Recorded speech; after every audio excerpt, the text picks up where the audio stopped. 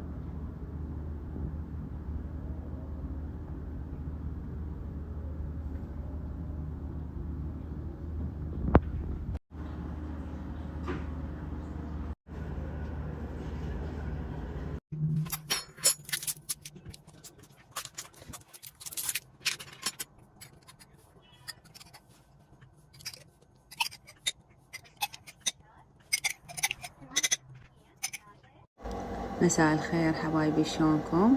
يا رب تكونون بخير وين ما تكونون. هنا أنا تقريبا الساعة 3 بديت أحضر السحور، وحبيت أقدم لكم هذا الروتين البسيط كروتين عادي أو روتين أي بيت عراقي برمضان. هنا أنا بعد ما صليت الظهر وقرأت قرآن قعدت أحضر بالفطور. هنا أنا عندي كيلو أجنحة، يعني كنت حايرة إيش أسوي فطور. طبعا هاي مشكلة الفطور، إنه من تخلصين الأكلات كلها اللي سويتيها بأول أسبوع ترجعين تعيديها بالأسبوع الثاني، بس هو كل شي خير ونعمة من رب العالمين. المهم فقررت إنه أسوي تبسي أجنحة. تقريبا أبلش بالفطور الساعة 4 أو حتى لو 4:30، إنه أني ألاحق يعني أحضر الفطور.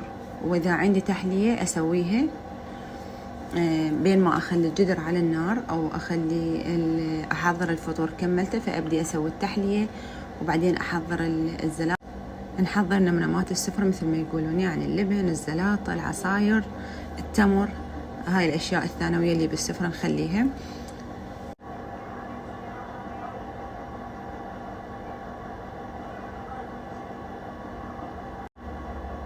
هنا لازم أشيل دني مال الأجنحة، كل يعني النهاية مال الجنح لازم أوخرها، يعني تأخرت كلش بيها. هاني أغسلهم مي وملح وبعدين أخليهم كركم شوية وأبهار 7 أشكال. بنات بكل فيديو راح أخذ بعض التعليقات وأجاوب عليها. هنا تقول لي حبيبتي ممكن تنزل فيديو عن خلطة لتطويل الرموش والحواجب.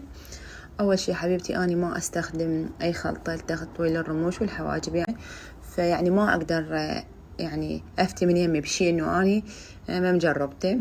فنبهلتها بالفيديوهات أو من أفتح بث إنه أني ما أنزل شي ما مجربته. يعني ممكن إنه أخذ لكم أي خلطة وأنزل لكم ماها، بس ما تشوفون عليها نتيجة، تستخدميها وما تشوفون عليها نتيجة. أنا فقط أنزلكم الأشياء اللي أشوف عليها نتيجة، فأنا ما مستخدمة لا خلطة ولا شيء إنه تطويل الرموش أو الحواجب، لأن ما أحتاج. بس بنات إنه أنا سامعة إنه زيت الخروع ممكن يعني يزيد من كثافة الرموش أو الحواجب، لأن الرموش يعني ما أقدر أستخدم لها خلطة أو أي شيء، لأن هي يعني شيء إنه بالعين، يعني شيء يتحسس، لازم شيء يكون مضبوط أو متأكدة منه. والحواجب تقدرين تخلي لها زيت الخروع. يعني مثل ما قلت لكم إنه أكو يعني منتجات هواية صناعية لتكثيف الرموش، بس ما مستخدم أنا أي منتج لا صناعي ولا خلطات. بنات هذا الانستغرام مالتي للبنات اللي طلبوا الانستا مالتي. هنا تعليق يقول لي سوي لنا فيديو عناية بالبشرة والرؤوس السوداء وإزالتها. حبيبتي هنا أنا منزلة فيديو العناية باليد، هي نفس العناية اللي أسويها لبشرتي، وهذين الشغلات أنا أستخدمها للبشرة وأستخدمها لإيدي. فأنا مسوية فيديو منزلته بالقناة، وإذا تحبون مرة ثانية هم أنزلكم فيديو وبمنتجات يعني دا أجربها، إذا شفت عليها نتيجة لبشرتي أنزلها إن شاء الله لكم. بس بنات اني افضل غسول انصح بيه يعني ومستخدمته صار فترة كلش طويلة دا استخدمه هو بزلين للبشرة المختلطة والبشرة الدهنية، ويمكن اكو هم للبشرة الجافة. بس بنات اهم شي تاخذون المنتجات من مكان ثقة ومضبوط، مو اكو لين اكو كوبي. أني أخذته من كوزمتيك سعيد اللي بالسيدية، سعره 15,000، وهذا الكوزمتيك عنده توصيل لكل المحافظات، والشهيرة هم عندهم توصيل لكل المحافظات اللي بمول المنصور والفرحهم اللي بالكرادة. يعني هذني أماكن يعني يكون منتجاتهم ثقة ومضبوطة وأصلية، مو كوبي. الكوبي راح تستخدمينه تشترينه ويمكن يطلع كوبي فما راح تشوفين عليه أي نتيجة. بنات هنا أنا عندي استوى التمن والأجنحة قليتهم نص تقلا يعني، وحطيتهم بالتبسي، وبعدين خليت الصلصة، والصلصة تكون متكونة من طماطم مبروشة يعني كلش ناعم، وسنثوم برشته، وضفت لهم صلصة حارة شوية ومعجون. فخليت التبسي على الطباخ بعد ما استوى، بعدين دخلته بالفرن على مود يستوي الوجه الفوق. هنا خلصت اللبن وحضرت الزلاطة، هذه زلاطة خيار وجزر وطرشي، الطرشي الأحمر والطرشي العادي، وطماطة.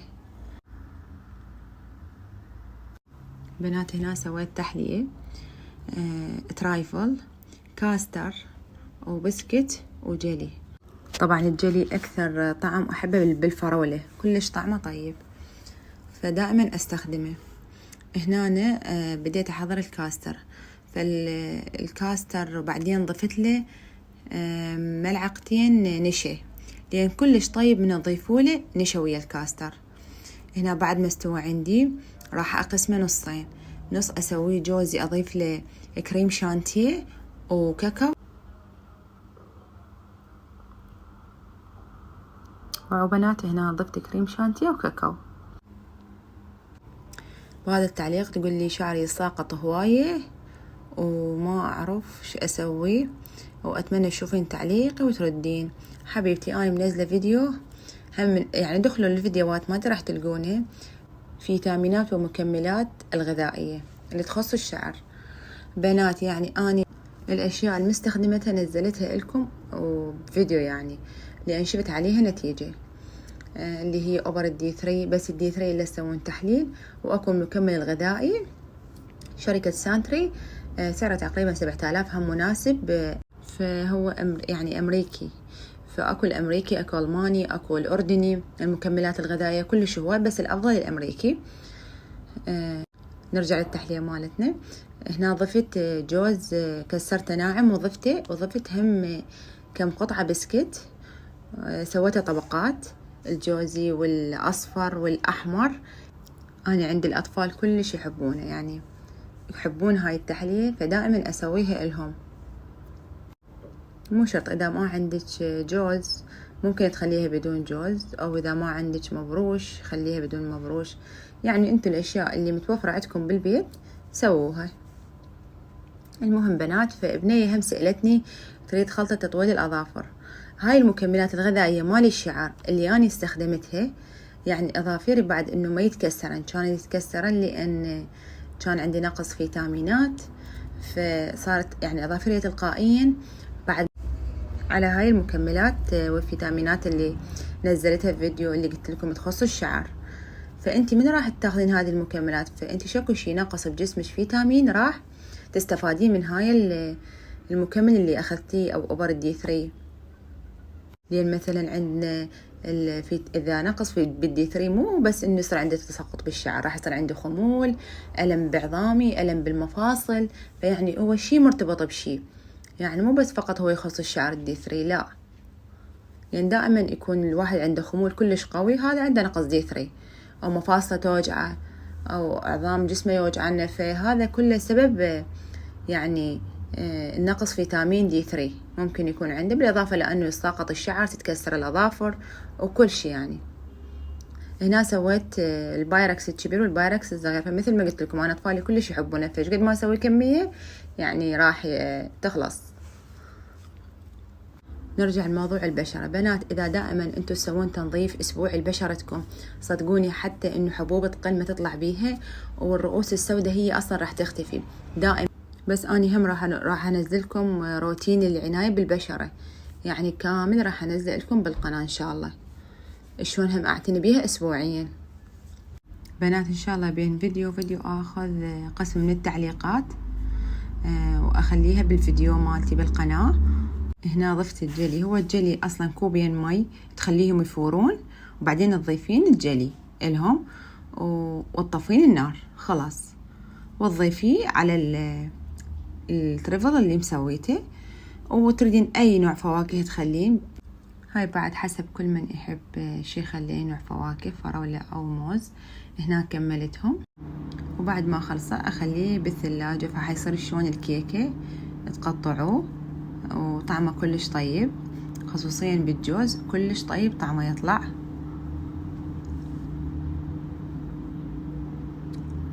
هنا ضفت لهم مبروش عندي اي شي، يعني هذا انتو بعد بكيفكم، يعني ينطي طعم طيب. المبروش مبروش جوز الهند كلش طيب.